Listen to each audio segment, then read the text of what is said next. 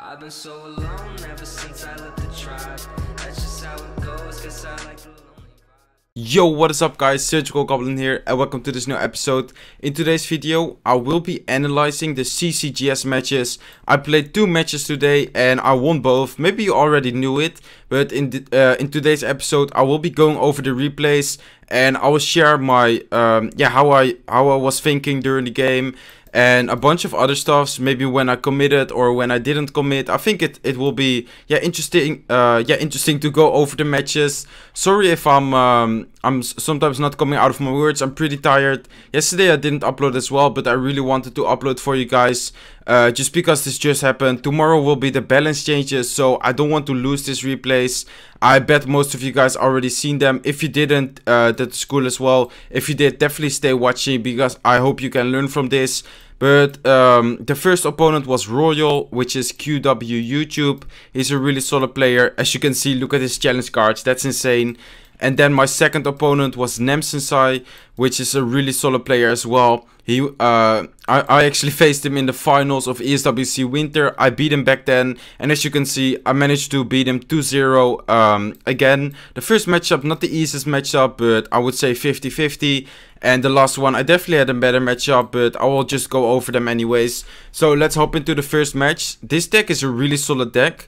I believe Jigsaw created it and Batman played it in the North American CCGS a lot. He was really successful with it. I knew that Royal likes tank stacks, like as you know, or as you can see in this deck, he actually has giant graveyard.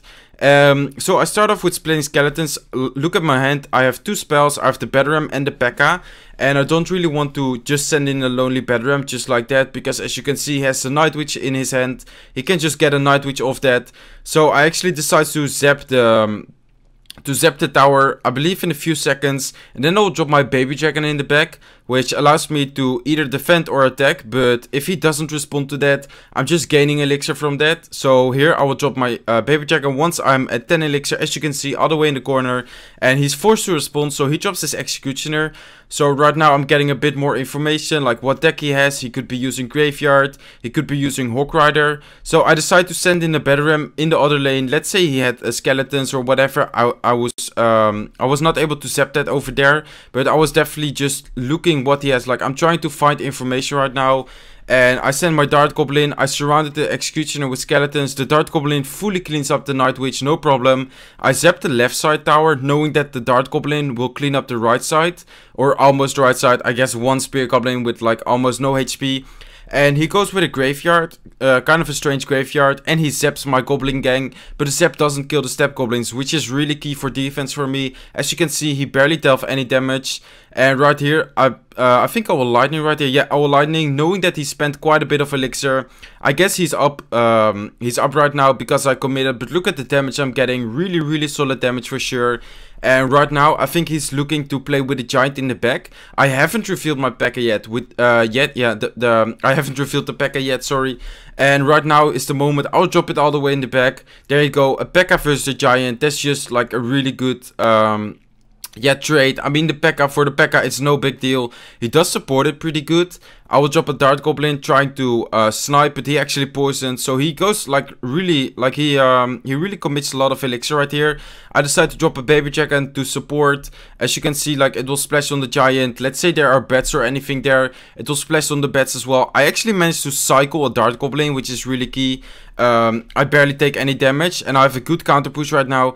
Really interesting executioner by him. I decide to zap the Goblin gang. 2 baby dragons right now, a Barbarian. I believe he tornadoes here. Yeah, he drops his tornado here. So I drop my Goblin gang, unfortunately, into his zap. If I timed it a little bit later, it would have been better, but it doesn't matter anyways. The step goblins, which doesn't die to zap, connect to the tower.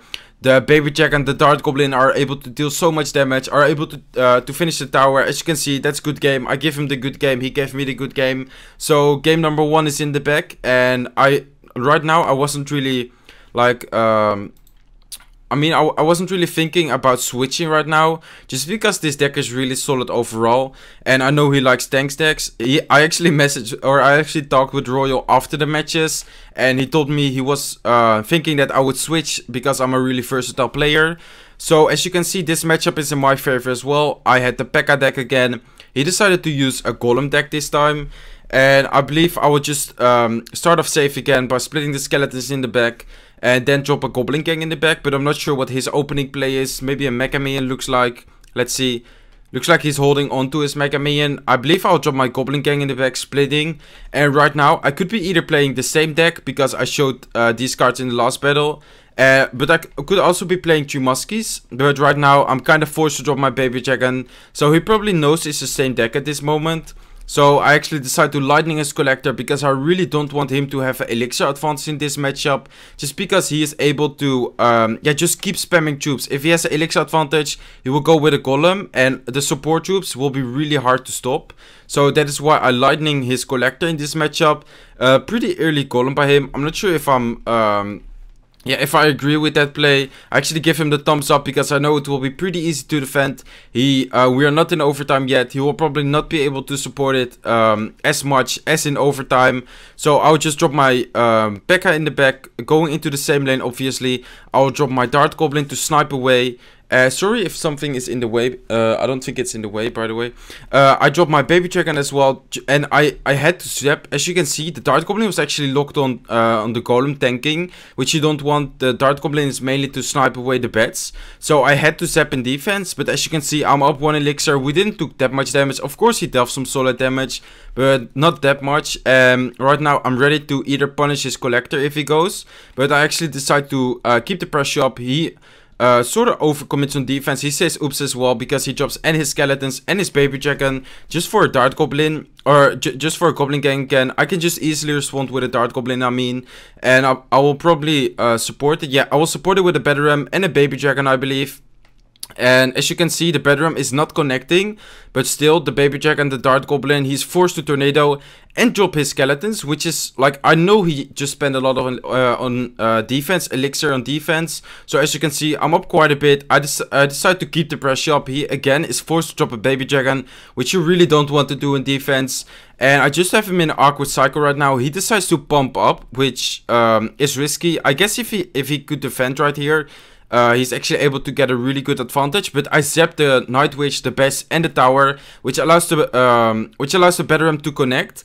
And as you can see, I was just Lightning his Baby Dragon, knowing that the Dart Goblin will deal some solid damage. The Dart Goblin is actually dealing so much damage right now. That's really crucial. I decide to keep the pressure. I drop another Goblin Gang to pressure. He tornadoes, but a bit too late. Spear Goblins are able to get hits in. I know it's in lightning range. I drop my P.E.K.K.A. I'm just dropping my Zap to cycle right now. I believe, yeah, on the King Tower to cycle. Some people see that as BM, but I was just cycling. And as you can see, just the lightning on top of the tower, and that was GG. So that was my first best of 3 of the day. It was match 2. There were 9 matches this weekend, and I only played 2 matches. And this one was the last one, the viewer pick. So Clash Royale tweeted out, which match do you want to see? I believe it was either me and Nemsensei, or like Suarez and Donkey Kong, I believe. I'm not sure, correct me if I'm wrong, but I guess it doesn't really matter because we had to play. Everyone wanted to see this match. A lot of people said revenge for Nemsensei for the ESWC finale. As I said in the beginning of the video, I actually had to face him in the ESWC Winter Finale, which was a best of 5 back then. I managed to win 3-2, so it was really close. But let's hop into this matches. So the first match, interesting deck by him, a really cheap Cycle Graveyard deck with Executioner, Tornado, Poison. As you can see, I don't have a heal spell in this 3 Muskie deck. I'm using it with the Goblin Gang, the Skeletons, the Main Horde, the Zap, I believe, yeah, the Bedram and the Miner. So he decides to go with the Ice Spirit Skeletons. I zap that. I drop Skeletons for the Graveyard. And I know that he dropped his Poison. As you can see, he went for the left lane. And the Collector is a bit more to the right side. So I was able to drop my Goblin Gang pretty easy. So it wasn't in the Poison. I decided to make a counter push out of this. As you can see, he's forced to drop his Night Witch, which is good for me. He doesn't support it, so it will just die to the tower.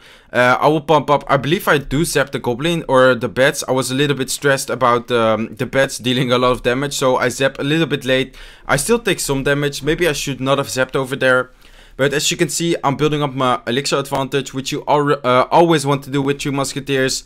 He drops and the ice golem in the back. I will split my 2 musketeers, I believe. No, I will first block the ice spirit with skeletons. And right here, I will split the 2 musketeers, knowing that he's trying to build up a push. So he's actually committing quite a lot of elixir to the left side. I'm forced to drop my miner because I don't have a knight in this deck. Sometimes you're just forced to drop it in defense, which is totally okay. It does the same job as a miner, or as a knight I mean, but the miner can just offer so much value, and at the end of the game the miner will actually win me the game.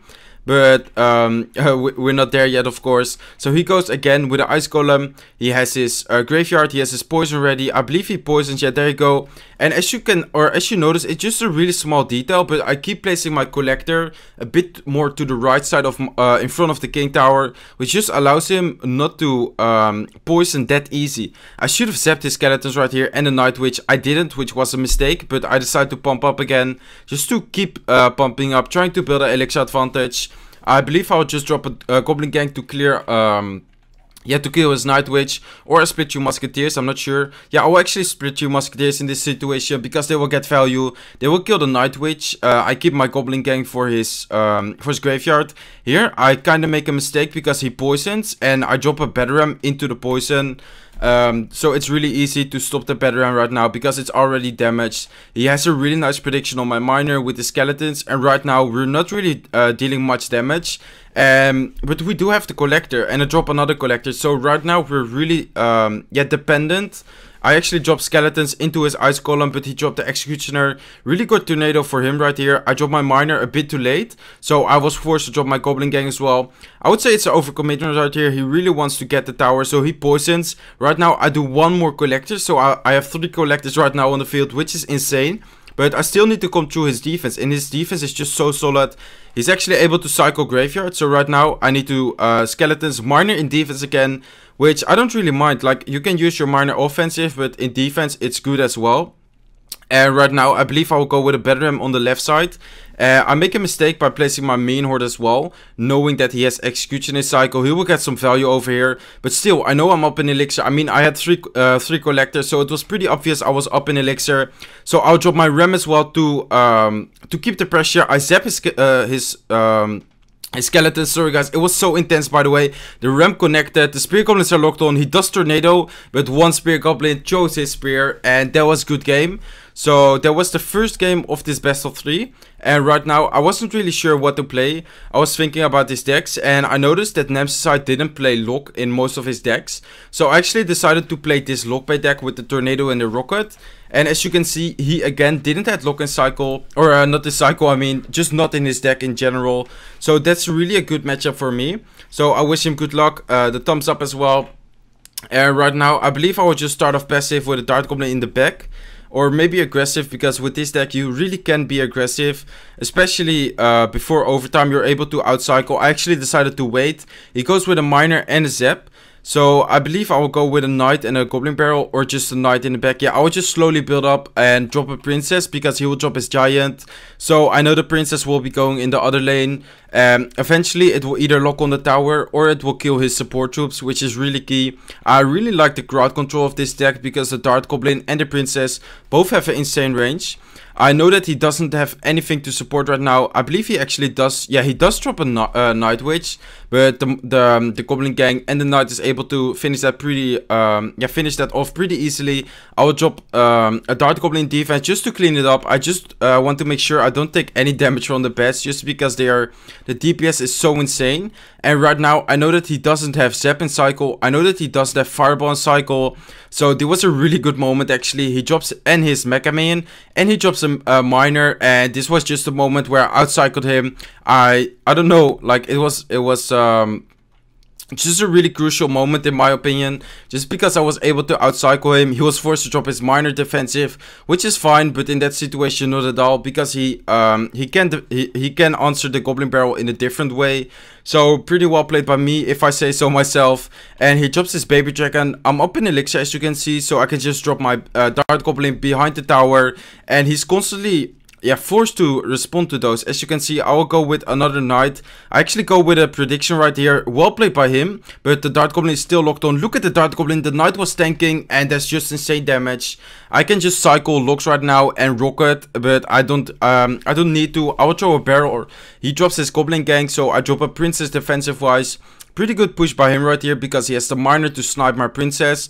But still, my defense is really solid. I haven't shown my tornado yet. Here, I will tornado it. There you go.